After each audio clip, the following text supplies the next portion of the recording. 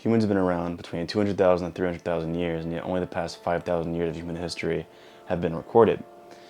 Homo sapiens are the only remaining human species today, or out of a total recorded 9 other human species under the genus of Homo. While modern humans have many more ancestors like Australopithecus, these under the Homo genus are our closest relatives.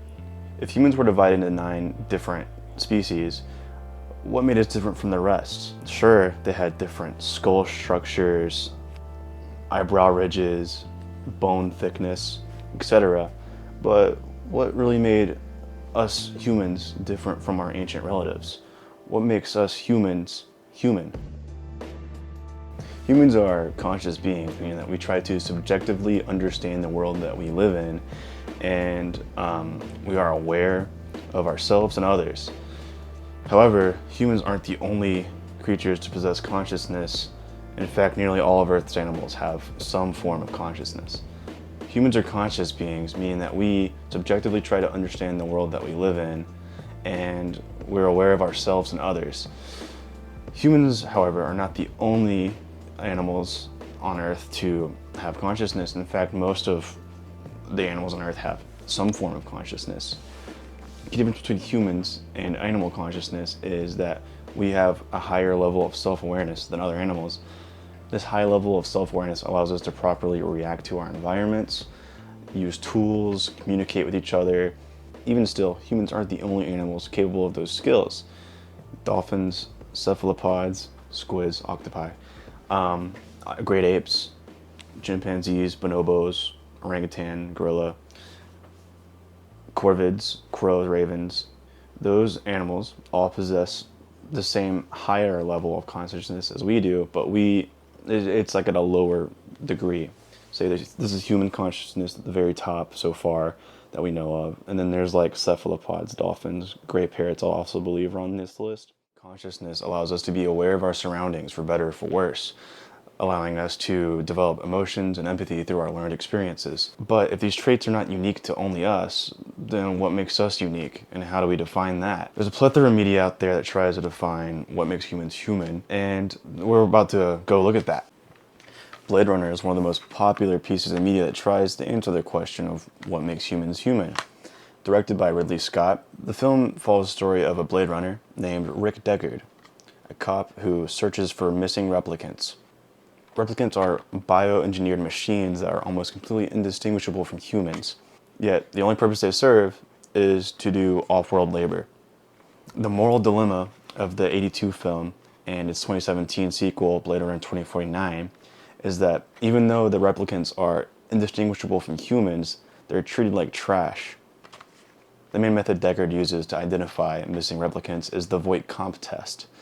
Similar to a polygraph test, it measures eye dilations, heart rate, and what Deckard will do is he will ask emotionally provocative questions, and depending on the question, the replicant will react a certain way.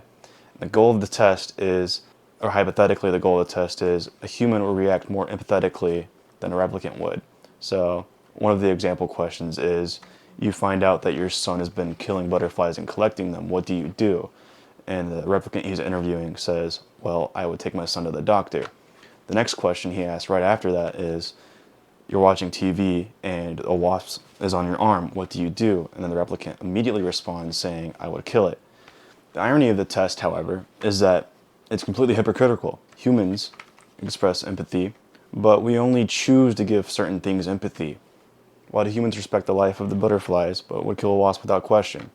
The movie never directly defines what is a human, but it provides important insight. Humans are extremely complex and often hypocritical. We choose to give certain things empathy and some things no empathy. Sticking to the cyberpunk genre, we'll next look at the video game Cyberpunk 2077. While most people focus on the critiques of capitalism, many people don't realize there is also a discussion about humanity. For those who don't know, Cyberpunk follows the story of V, a hired gun, in the futuristic and crime-ridden place of Night City. In this future, human life has been prolonged due to technological advancements. Everyone has cybernetic installations in their body, like robotic limbs, brain chips. V is hired to steal a biochip from the corporation Arasaka. They basically rule the US and the world. The heist goes horribly wrong, as heists do in any form of media. And as a result, your character's entire like crew essentially is wiped out, and you're the last one alive. And your only option is to put the biochip in your head. And as you die, you're reanimated because of the biochip. And when you wake up, you have an anarchist slash rock star in your mind named Johnny Silverhand. I know it sounds crazy, but that's the plot of the game. And your goal is to remove Johnny Silverhand from your head before he takes over your body or kills you. The two biggest questions about humanity in the series are about Johnny Silverhand and the Soul Killer program. The Soul Killer program in Cyberpunk is this program that Arasaka uses to scan people's brains and essentially put it into a chip. And the original goal of this was to just for the elite people who could afford it, so just so they can like implant their memories into a chip and communicate with their relatives after they pass away. But the goal kind of shifted after they further developed the technology. They realized they can make people immortal using this.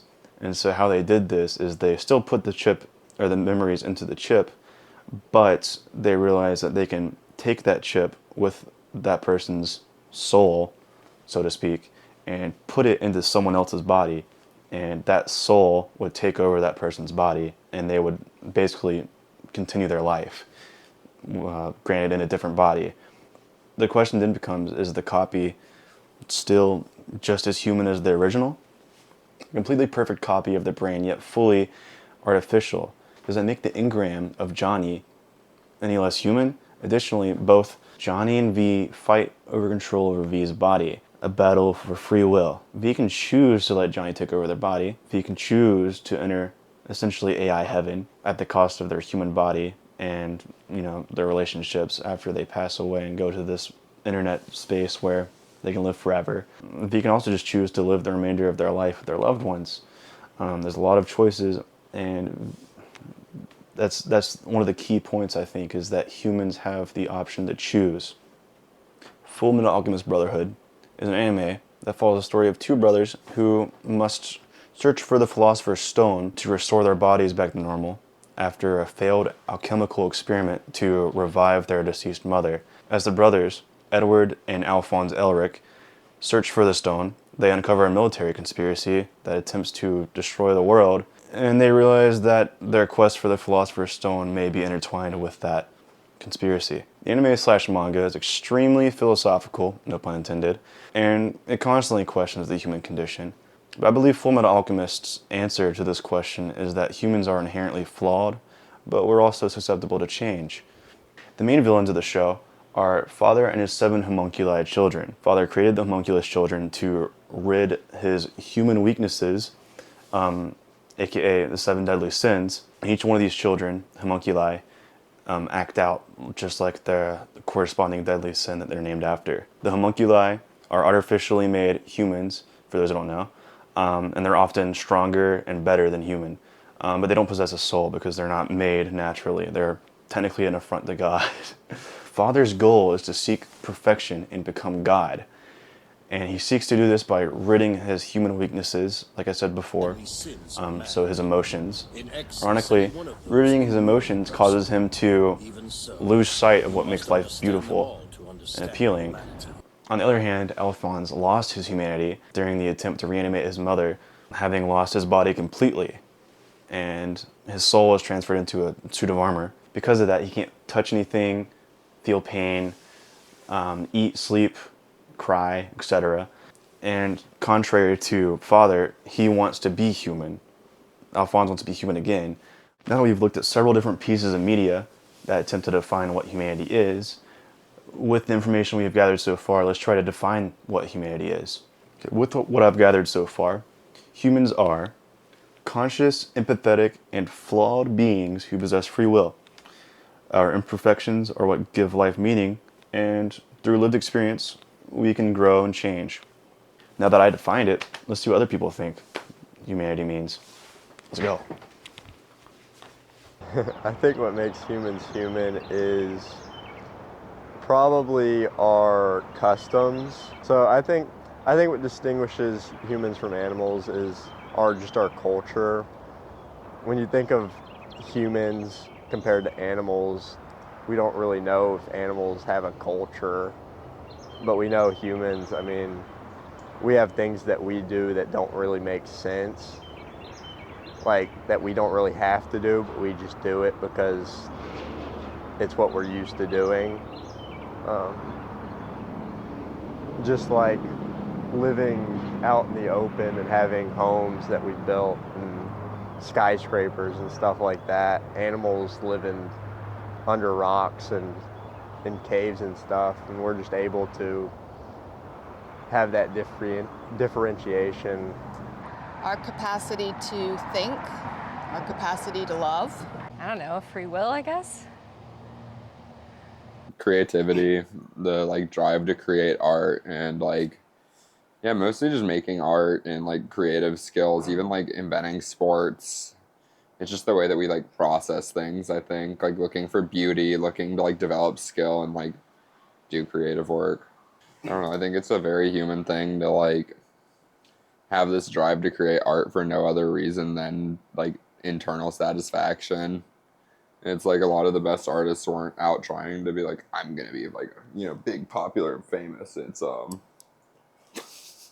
I just broke my sweater open again, so I gotta fix that. But you know, just like the big drive to like do more and like perfect a skill, you know, create something like worth a fuck instead of just continuing to do nothing all the time. Because like animals are seem very content just sitting and like staring out a window, but it's I don't think most people are. And it's like the idea to just create for the sake of creation to like alleviate boredom.